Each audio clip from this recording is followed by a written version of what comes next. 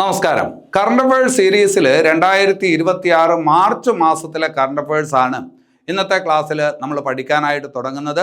നിങ്ങൾക്കറിയാവുന്ന കാര്യമാണ്, ഏറ്റവും ഇമ്പോർട്ടൻ്റ് ആയിട്ടുള്ള കാര്യങ്ങൾ മാത്രമേ ക്ലാസ്സിനകത്ത് പറയുന്നുള്ളൂ. അതുകൊണ്ട് ഇവിടെ പറയുന്ന ഒരു കാര്യം പോലും വിട്ടുപോകാതെ പഠിച്ചെടുക്കുന്നതിന് വേണ്ടിയിട്ട് ശ്രമിക്കുക.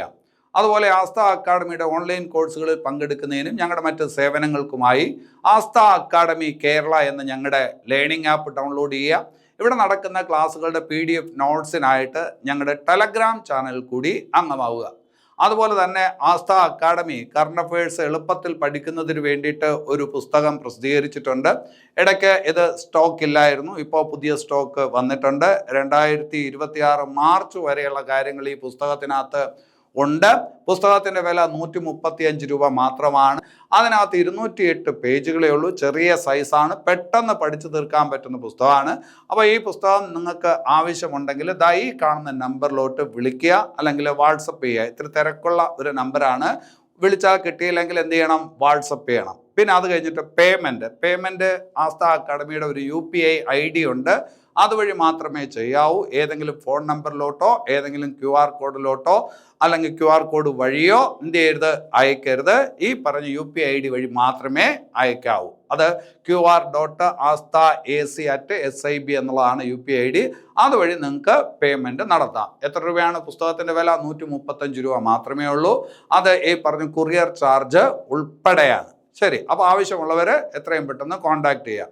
ശരി, നമുക്ക് ക്ലാസ്സിനകത്തോട്ട് വരാം. ഞാൻ അജിത് സുമേരു. ഏവർക്കും ആസ്ഥ അക്കാഡമിയുടെ യൂട്യൂബ് ചാനലിലേക്ക് സ്വാഗതം.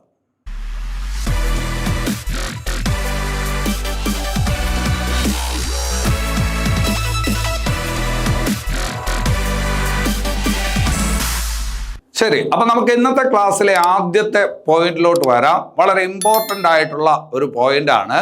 2025 സംസ്ഥാന നിയമസഭ പാസാക്കിയ മലയാള ഭാഷാ ബില്ലിൽ സംസ്ഥാന ഗവർണർ ഒപ്പിട്ടത് എന്നാണ്.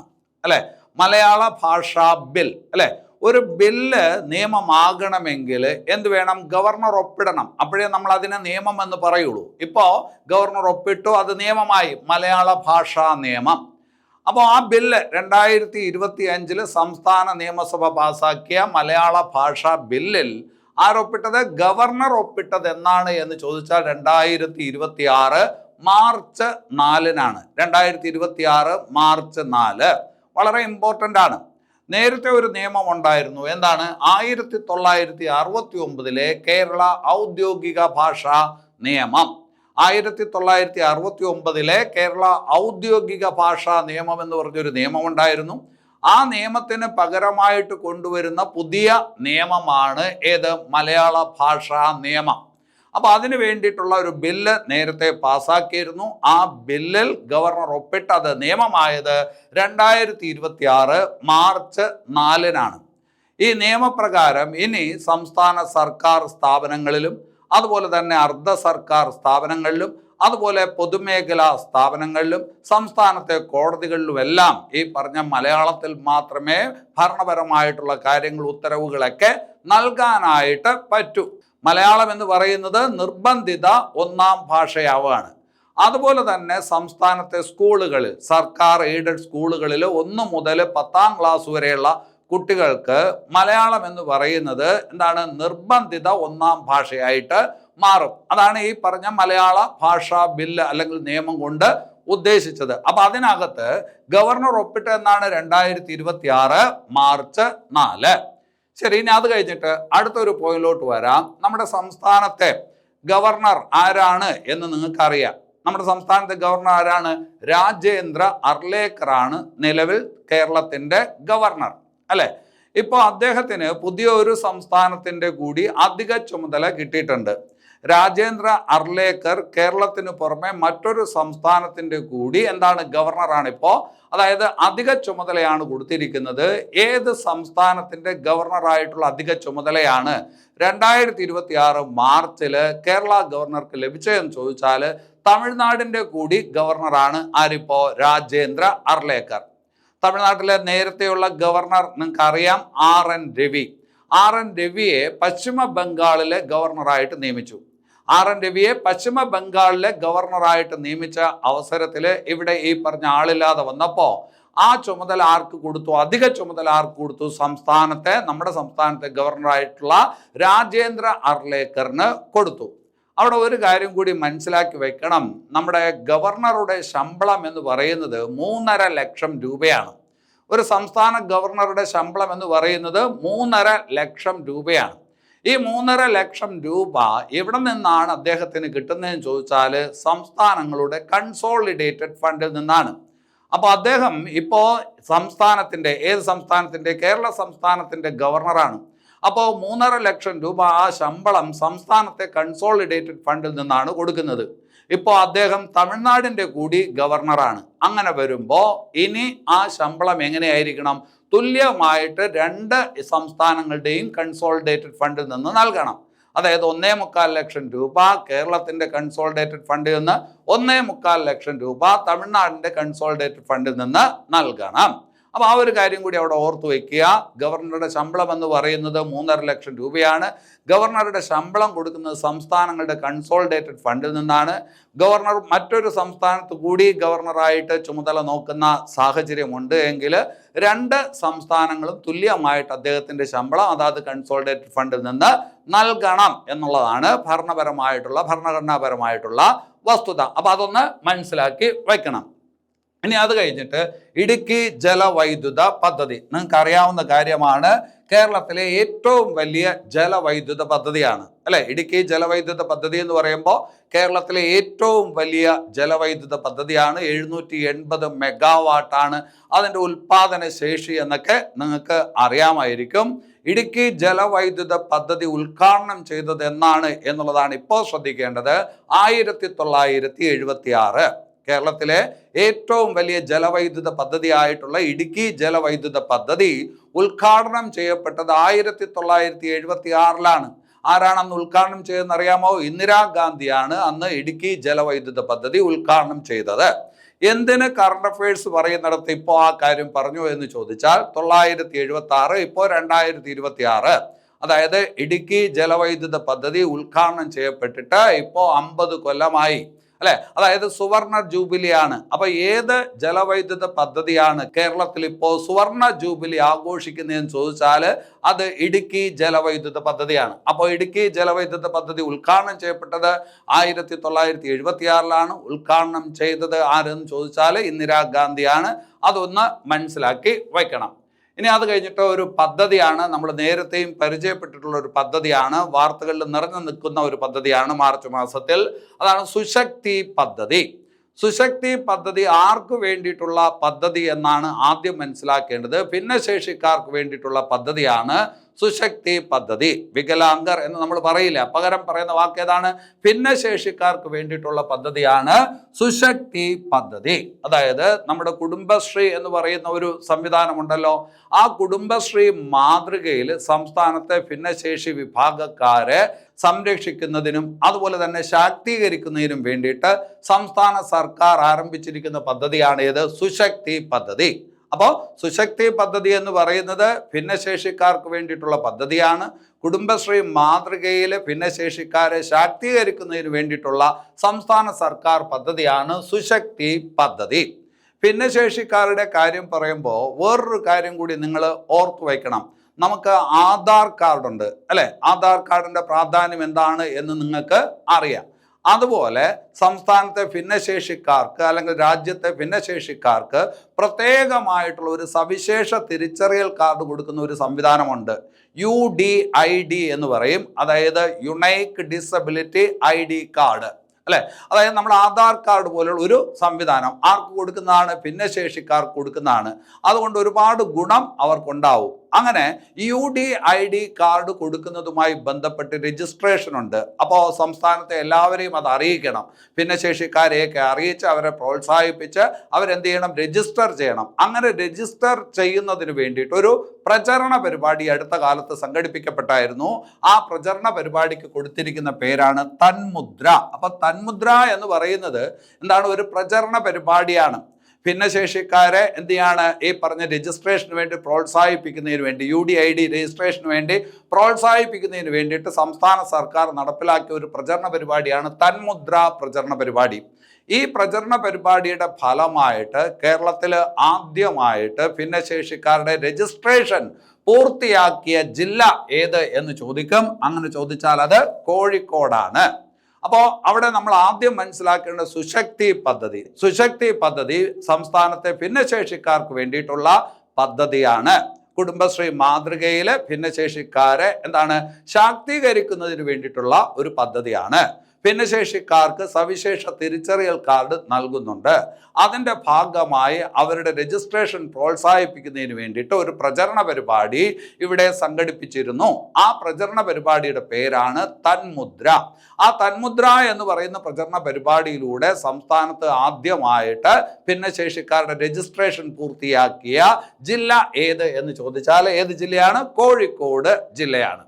അത് കഴിഞ്ഞിട്ട് വേറൊരു ഭാഗത്തോട്ട് വരാം. സംസ്ഥാനത്തെ ആദ്യ അവയവദാന സ്മാരകം നിലവിൽ വരുന്നത് എവിടെയാണ്? സംസ്ഥാനത്തെ ആദ്യത്തേതാണ്, രാജ്യത്തെ രണ്ടാമത്തേതാണ്. ഇന്ത്യയിലെ രണ്ടാമത്തെ, സംസ്ഥാനത്തെ ആദ്യത്തെ അവയവദാന സ്മാരകം നിലവിൽ വരുന്നത് എവിടെയെന്ന് ചോദിച്ചാൽ അത് കൊച്ചിയിലാണ്. കൊച്ചിയിലെ ഈ പറഞ്ഞ കലൂർ ജവഹർലാൽ നെഹ്റു സ്റ്റേഡിയത്തിലാണ്. കൊച്ചിയിലെ കലൂർ ജവഹർലാൽ നെഹ്റു സ്റ്റേഡിയത്തിലാണ് സംസ്ഥാനത്തെ ആദ്യ അവയവദാന സ്മാരകം നിലവിൽ വരുന്നത്. നിങ്ങൾക്കറിയാവുന്ന കാര്യമാണ്, സംസ്ഥാന സർക്കാരിൻ്റെ സമ്പൂർണ്ണ അവയവദാന പദ്ധതിയാണ് മൃത സഞ്ജീവിനി എന്ന് പറയുന്ന പദ്ധതി, അല്ലെ? സംസ്ഥാന സർക്കാരിൻ്റെ സമ്പൂർണ്ണ അവയവദാന പദ്ധതിയാണ് മൃത സഞ്ജീവിനി പദ്ധതി. അപ്പോൾ ആ മൃത സഞ്ജീവിനി പദ്ധതി കൊണ്ട് ഉദ്ദേശിക്കുന്നത് എന്താണ്? മസ്തിഷ്ക മരണം സംഭവിച്ചവരുടെ അവയവങ്ങൾ മറ്റുള്ളവർക്ക് നൽകുന്ന ഈ പറഞ്ഞൊരു പരിപാടിയാണ് ഏത്? മൃത സഞ്ജീവിനി പദ്ധതി, അല്ലെ? അങ്ങനെ ആ മൃത സഞ്ജീവിനി പദ്ധതി പ്രകാരം ഒരുപാട് പേർക്ക് എന്ത് ചെയ്തിട്ടുണ്ട്? അവയവം ദാനം ചെയ്തിട്ടുണ്ട്. അങ്ങനെ മൃതസഞ്ജീവിനി പദ്ധതി പ്രകാരം അവയവദാനം ചെയ്തവരുടെ ഓർമ്മയ്ക്ക് വേണ്ടിയിട്ട് നിർമ്മിക്കുന്ന സ്മാരകമാണ് ഏത്? ഇവിടെ ഇപ്പോൾ കൊച്ചിയിൽ പണിയാനായിട്ട് പോകുന്നത്. അതാണ് അവയവദാന സ്മാരകം എന്ന് പറഞ്ഞത്. കൊച്ചിയിലെ കലൂർ ജവഹർലാൽ നെഹ്റു സ്റ്റേഡിയത്തിലാണ് ആ സ്മാരകം പണിയുന്നത്, അല്ലെ? അതുപോലെ വേറൊരു കാര്യം നമ്മൾ നേരത്തെ പഠിച്ചിട്ടുണ്ട്. സംസ്ഥാനത്തെ ഏറ്റവും പ്രായം കുറഞ്ഞ അവയവദാതാവ് ആര് എന്ന് നമ്മൾ പഠിച്ചിട്ടുണ്ടായിരുന്നു. ആലൻ ഷെറിൻ എബ്രഹാം. 9 മാസം പ്രായമുള്ള ഒരു കുഞ്ഞായിരുന്നു എന്ന് നമ്മൾ പഠിച്ചു. ആലൻ ഷെറിൻ എബ്രഹാം, അല്ലെ? അവയവദാനത്തിന് വേണ്ടി മാത്രം, അല്ലെങ്കിൽ അവയവ മാറ്റിവെക്കൽ ശസ്ത്രക്രിയയ്ക്ക് വേണ്ടി മാത്രമായിട്ട് സംസ്ഥാനത്ത് ഒരു ആശുപത്രി വരുന്നുണ്ട്. അത് നമ്മൾ പഠിച്ചതാണ്, കോഴിക്കോടാണ്. കോഴിക്കോട് വരുന്ന ആ ആശുപത്രിക്ക് ആരുടെ പേരാണ് നൽകിയിരിക്കുന്നതെന്ന് പഠിച്ചിട്ടുണ്ട്. ആലൻ ഷെറിൻ എബ്രഹാമിൻ്റെ പേരാണ് നൽകിയിരിക്കുന്നത്. ഇമ്പോർട്ടൻ്റ് ആണ്, ശ്രദ്ധിച്ചു വെക്കുക, അല്ലെ? അപ്പം മൃതസഞ്ജീവിനി പദ്ധതി എന്ന് പറയുന്നത് എന്ത് പദ്ധതിയാണ്? സംസ്ഥാന സർക്കാരിൻ്റെ സമ്പൂർണ്ണ അവയവദാന പദ്ധതിയാണ്. ഇതിനൊരു ബ്രാൻഡ് അംബാസഡർ ഉണ്ട്. അത് മോഹൻലാൽ ആണ് എന്ന് നിങ്ങൾക്കറിയാം. ഇതിൻ്റെ ബ്രാൻഡ് അംബാസഡർ ആണ് ആര്? മോഹൻലാൽ. ശരി, ഇനി അത് കഴിഞ്ഞിട്ട് സംസ്ഥാനത്ത് പുതിയൊരു രോഗം ഈ അടുത്ത കാലത്ത് റിപ്പോർട്ട് ചെയ്തു, 2026 റിപ്പോർട്ട് ചെയ്തു. അതാണ് കാവസാക്കി രോഗം. കാവസാക്കി രോഗം. അപ്പോൾ നിങ്ങളടുത്ത് ചോദിക്കുന്നത്, കാവസാക്കി രോഗം 2026 റിപ്പോർട്ട് ചെയ്തത് കേരളത്തിൽ ഏത് ജില്ലയിലാണ് എന്ന് ചോദിച്ചാൽ അത് ഇടുക്കി ജില്ലയിലാണ്. 2026 റിപ്പോർട്ട് ചെയ്യപ്പെട്ടു. ഏത് രോഗം? കാവസാക്കി രോഗം. ഒരു തരം പനിയാണ്. കാവസാക്കി എന്ന് പറയുന്നത് ഒരു തരം പനിയാണ്. അപ്പോൾ ആ കാവസാക്കി രോഗം 2026 ഒരു അപൂർവ രോഗമാണ്. അത് റിപ്പോർട്ട് ചെയ്യപ്പെട്ടത് എവിടെ എന്ന് ചോദിച്ചാൽ ഇടുക്കിയിലാണ്. ഇനി അവിടെ മനസ്സിലാക്കേണ്ടത്, ഈ കാവസാക്കി രോഗം ബാധിക്കുന്നത് ആരെയാണ് എന്ന് ചോദിച്ചാൽ കുട്ടികളെ ബാധിക്കുന്ന അപൂർവമായിട്ടുള്ള ഒരു രോഗമാണ് കാവസാക്കി രോഗം. ജപ്പാനിലെ ഒരു ഡോക്ടർ, കാവസാക്കി എന്ന് പറയുന്ന ഒരു ഡോക്ടറാണ് ആദ്യമായിട്ട് ഈ രോഗം തിരിച്ചറിഞ്ഞത്. അതുകൊണ്ടാണ് കാവസാക്കി രോഗം എന്നുള്ള പേരിൽ അറിയപ്പെടുന്നത്. അപ്പോൾ 2026 കുട്ടികളിൽ കാണപ്പെടുന്ന അപൂർവ കാവസാക്കി രോഗം കേരളത്തിൽ റിപ്പോർട്ട് ചെയ്തത് ഏത് ജില്ലയിലാണെന്ന് ചോദിച്ചാൽ ഇടുക്കിയിലാണ്. ഇടുക്കിയിൽ കട്ടപ്പന എന്ന് പറയുന്ന സ്ഥലത്താണ് എന്നുള്ളത് ഓർത്ത് വയ്ക്കണം. സാധാരണഗതിയിൽ രക്തം പരിശോധിച്ചു കഴിഞ്ഞാൽ ആ രക്തപരിശോധനയിലൂടെ നമ്മുടെ രോഗത്തിന് കാരണം എന്താണ് എന്ന് മനസ്സിലാക്കിയെടുക്കാനായിട്ട് പറ്റും. പക്ഷേ കാവസാക്കി രോഗം ബാധിച്ച ഒരാളുടെ രക്തസാമ്പിളുകൾ പരിശോധിച്ചുകൊണ്ട് രോഗം നിർണയിച്ചെടുക്കാനായിട്ട് പറ്റത്തില്ല. ലക്ഷണങ്ങൾ നോക്കിയിട്ടാണ് ഇത് ഇന്ന രോഗമാണ് എന്ന് തിരിച്ചറിയുന്നത്. അങ്ങനെ പ്രത്യേകതയുള്ള ഒരു രോഗമാണ് ഏത്? കാവസാക്കി രോഗം. അതൊരു അപൂർവ രോഗമാണ്, കുട്ടികളിൽ കാണപ്പെടുന്ന രോഗമാണ്. ഒന്ന് അറിഞ്ഞ് വയ്ക്കണം. ഇനി അത് കഴിഞ്ഞിട്ട് വേറൊരു ഭാഗത്തോട്ട് വരാം. സി വിജിൽ ആപ്ലിക്കേഷൻ അല്ലെങ്കിൽ C vigil app. C vigil app എന്ന് പറയുന്നത് കേന്ദ്ര തെരഞ്ഞെടുപ്പ് കമ്മീഷൻ പുറത്തിറക്കിയിട്ടുള്ള ഒരു ആപ്പാണ്. കേന്ദ്ര തെരഞ്ഞെടുപ്പ് കമ്മീഷൻ പുറത്തിറക്കിയിട്ടുള്ള ഒരു ആപ്ലിക്കേഷനാണ് ഏത്? സി വിജിൽ ആപ്പ്, അല്ലെ? അപ്പോൾ സംസ്ഥാനത്ത് തെരഞ്ഞെടുപ്പ് നടക്കുന്നു. ആ തെരഞ്ഞെടുപ്പുമായി ബന്ധപ്പെട്ട ഒരു പെരുമാറ്റ ചട്ടം സംസ്ഥാനത്ത് നിലനിൽക്കുന്നു. ആ പെരുമാറ്റ ചട്ടം ലംഘിക്കുന്നവർക്കെതിരെ പരാതിപ്പെടാൻ പൗരന് സഹായം ഉണ്ടാക്കുന്ന ഒരു ആപ്ലിക്കേഷനാണ്. അപ്പോൾ ആരെങ്കിലുമൊക്കെ പെരുമാറ്റച്ചട്ടം, തെരഞ്ഞെടുപ്പുമായി ബന്ധപ്പെട്ട പെരുമാറ്റച്ചട്ടം ലംഘിച്ചിട്ടുണ്ട് എങ്കിൽ അത് നമ്മളെപ്പോലുള്ള പൗരന്മാർക്ക് പരാതിപ്പെടാൻ വേണ്ടിയിട്ടുള്ള ഒരു സംവിധാനമാണ്, ആപ്ലിക്കേഷനാണ് ഏത്? സി വിജിൽ ആപ്പ്, അല്ലെ?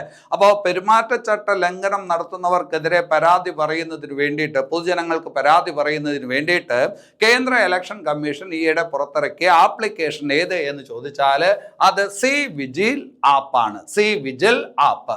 ഇനി അത് കഴിഞ്ഞിട്ട് JB കോശി കമ്മിറ്റി. നമ്മൾ നേരത്തെ പഠിച്ചിട്ടുണ്ട്. സംസ്ഥാനത്തെ ക്രൈസ്തവരുടെ പ്രശ്നങ്ങൾ പഠിച്ച് റിപ്പോർട്ട് നൽകുന്നതിന് വേണ്ടിയിട്ട് സംസ്ഥാന സർക്കാർ ഏർപ്പാട് ചെയ്ത അല്ലെങ്കിൽ നിയമിച്ച കമ്മിറ്റിയാണ് JB കോശി കമ്മിറ്റി, അല്ലെ?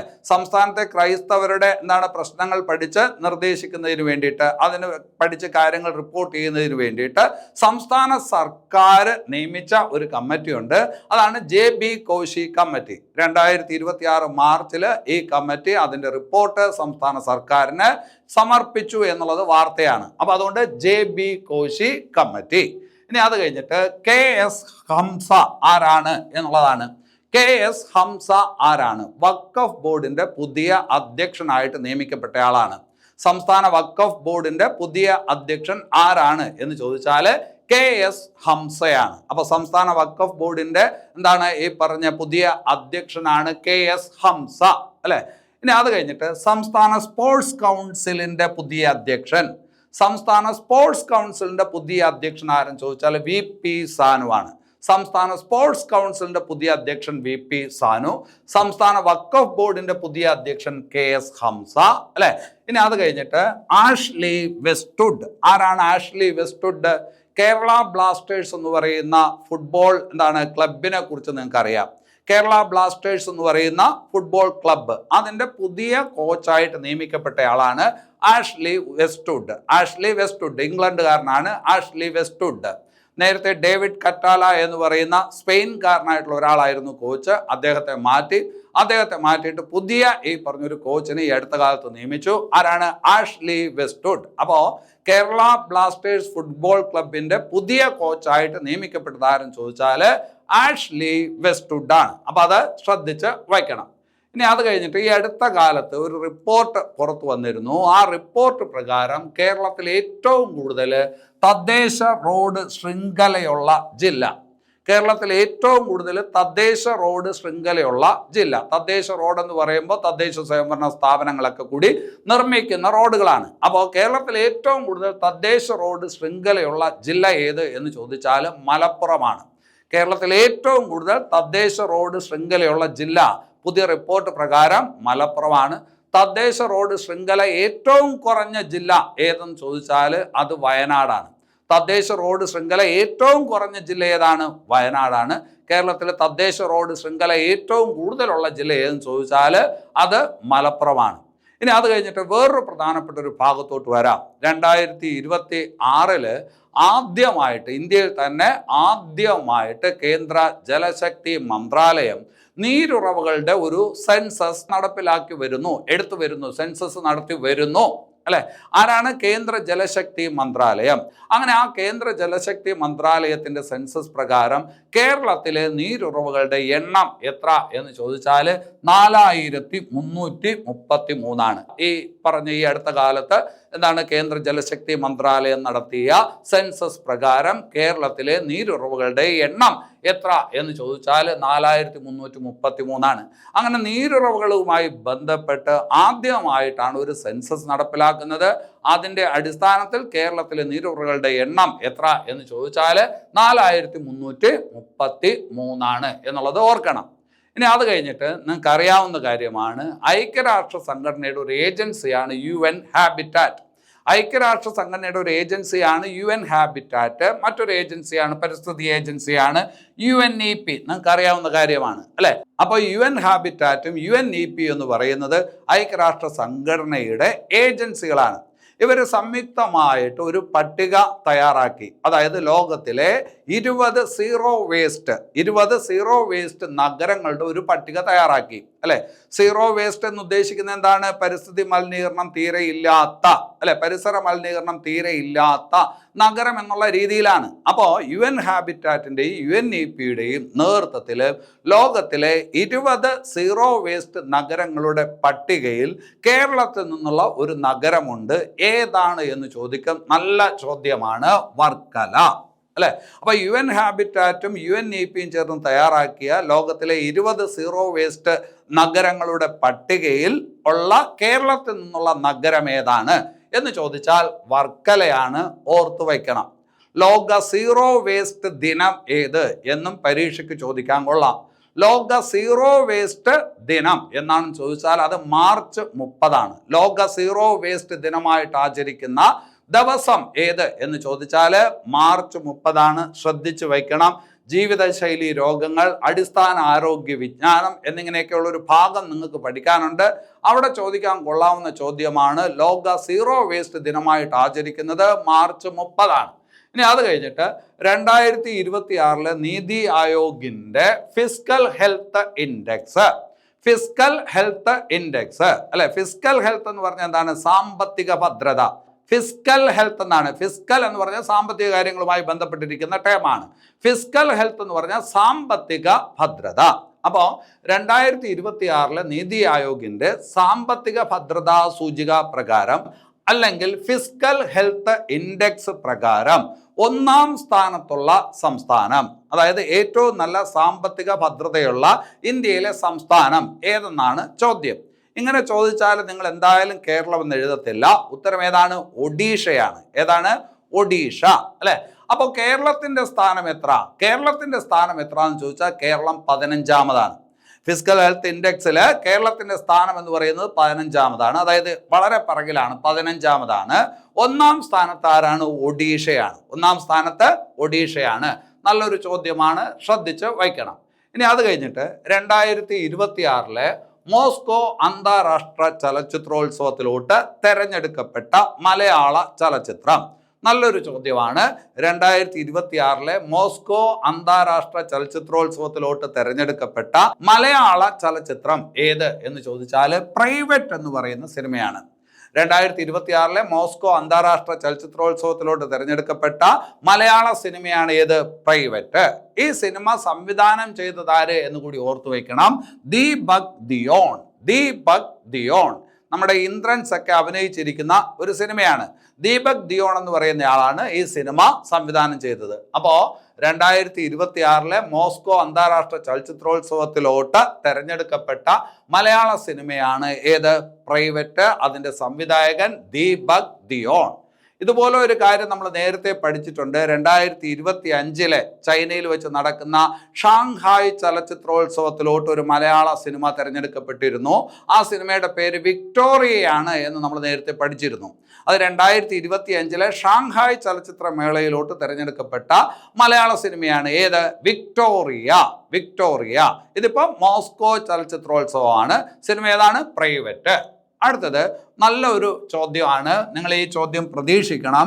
മലയാളത്തിൽ അല്ലെങ്കിൽ കേരളത്തിലെ അറിയപ്പെടുന്ന ഒരു പൊതുപ്രവർത്തകന്റെ നോവലാണ് നിയോഗം. ഒരു അറിയപ്പെടുന്ന രാഷ്ട്രീയക്കാരൻ. ആരുടെ നോവലാണ് ഈയിടെ പ്രസിദ്ധീകരിക്കപ്പെട്ട നിയോഗം എന്ന് പറയുന്ന നോവൽ? അല്ലെ, ഈ അടുത്ത കാലത്ത് തെരഞ്ഞെടുപ്പിന് തൊട്ട് മുമ്പായിട്ട് പ്രസിദ്ധീകരിക്കപ്പെട്ട നോവലാണ് നിയോഗം എന്ന് പറയുന്ന നോവൽ. ആരുടെ നോവലാണെന്ന് ചോദിച്ചാൽ രമേശ് ചെന്നിത്തലയുടെ നോവലാണ്. കോൺഗ്രസ് നേതാവ് രമേശ് ചെന്നിത്തല എഴുതിയ നോവലിന്റെ പേരാണ് ഏത്? നിയോഗം. അപ്പോൾ നിയോഗം എന്ന നോവൽ രചിച്ചത് ആര്? നിങ്ങൾ പ്രതീക്ഷിച്ചോണം ആ ചോദ്യം. ആരാണ്? രമേശ് ചെന്നിത്തല. ശരി, ഇനി അത് കഴിഞ്ഞിട്ട് വളരെ നല്ല മറ്റൊരു നോവലാണ് മായാമനുഷ്യർ. മായാമനുഷ്യർ എന്ന നോവൽ രചിച്ചത് ആരാണ് എന്ന് ചോദിച്ചാൽ എൻ പ്രഭാകരൻ. അല്ലെ, കലാസാഹിത്യം സംസ്കാരം എന്നൊക്കെ പറഞ്ഞിട്ട് നിങ്ങൾക്ക് പഠിക്കാനുണ്ട്. അവിടെ പുതിയ നോവലുകളൊക്കെ ചോദിക്കും.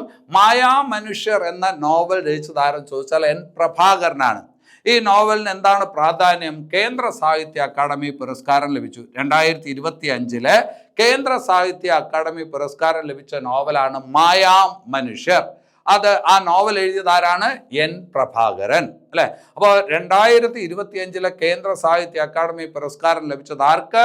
എൻ പ്രഭാകരന്. ആ ഏത് നോവലിനാണ് ലഭിച്ചത്?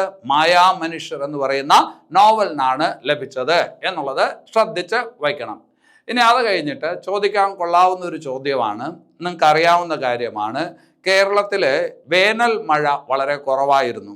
കേരളത്തിലെ വേനൽ മഴ 2026 വളരെ കുറവായിരുന്നു. അല്ലെ, അതിന് കാരണം ഒരു കാലാവസ്ഥ പ്രതിഭാസമാണ്. കേരളത്തിലെ വേനൽ മഴ കുറയാൻ കാരണമായിട്ട് പറയുന്നത് എന്താണ്? ഒരു കാലാവസ്ഥ പ്രതിഭാസമാണ്. ആ കാലാവസ്ഥ പ്രതിഭാസമാണ് ഏത്? El Nino. എൽ നിനോ എന്ന് പറയുന്ന കാലാവസ്ഥ പ്രതിഭാസം. എൽ നിനോ എന്ന വാക്കിന് ഒരർത്ഥമുണ്ട്. ഉണ്ണിയേശു എന്നാണ് അർത്ഥം. ഉണ്ണിയേശു എന്ന അർത്ഥം വരുന്ന ഒരു വാക്കാണ് ഏത്? El Nino. അപ്പോ 2026 കേരളത്തിൽ വേനൽ മഴ കുറയുന്നതിന് കാരണമായിട്ട് പറയുന്ന കാലാവസ്ഥ പ്രതിഭാസം ഏതാണ്? ആഗോള കാലാവസ്ഥ പ്രതിഭാസമാണ്. ഒരു 5-6 കൊല്ലം കൂടുമ്പോഴാണ് ഈ പ്രതിഭാസം രൂപം കൊള്ളുന്നത്. El Nino. അപ്പൊ ഈ എൽ നിനോ എന്ന് പറയുന്ന കാലാവസ്ഥ പ്രതിഭാസം രൂപം കൊള്ളുന്നത് എവിടെയാണ് എന്നും ചോദിക്കും. കിഴക്കൻ പസഫിക് സമുദ്രത്തിലാണ്. കിഴക്കൻ പസഫിക് സമുദ്രത്തിന്റെ ഈ പറഞ്ഞ ജലത്തിന്റെ, ഉപരിതല ജലത്തിന്റെ ഊഷ്മാവ് വർദ്ധിക്കുന്നതുമായി ബന്ധപ്പെട്ട് ആഗോള തലത്തിൽ ഉണ്ടാകുന്ന ഒരു കാലാവസ്ഥ പ്രതിഭാസമാണ്. ഈ കാലാവസ്ഥ പ്രതിഭാസം ഉണ്ടായിക്കഴിഞ്ഞാൽ മഴ വളരെയധികം കുറയും. പലയിടത്തും ഈ പറഞ്ഞ വരൾച്ച ഉണ്ടാകാനുള്ള സാധ്യതയുണ്ട്. അപ്പോൾ ലോകരാജ്യങ്ങൾ പേടിക്കുന്ന ഒരു കാലാവസ്ഥ പ്രതിഭാസമാണ് എൽ നിനോ.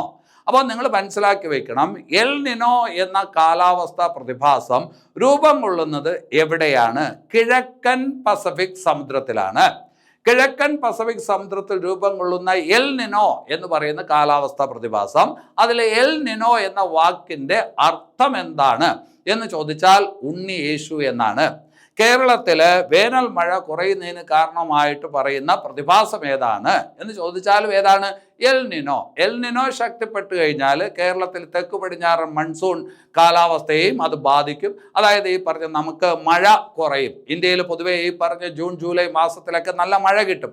ആ മഴയുമൊക്കെ കുറയുന്നതിന് ഏത് പ്രതിഭാസം കാരണമാകും? എൽ നിനോ എന്ന് പറയുന്ന പ്രതിഭാസം കാരണമാകും. അപ്പൊ അത് എൽ നിനോ ശ്രദ്ധിച്ചു വെക്കണം. വേൾഡ് ജോഗ്രഫി നിങ്ങൾക്ക് സിലബസിൽ പഠിക്കാനായിട്ടുണ്ടെങ്കിൽ അവിടെ ചോദിക്കാൻ കൊള്ളാവുന്ന ഏറ്റവും നല്ല ചോദ്യമാണ് ഇപ്പോഴത്തെ സാഹചര്യത്തിൽ എൽ നിനോ. ശ്രദ്ധിച്ചു വെക്കണം. ഇനി അത് കഴിഞ്ഞിട്ട് ആഗോള സന്തോഷ സൂചിക 2026 പുറത്തു വന്ന ആഗോള സന്തോഷ സൂചിക.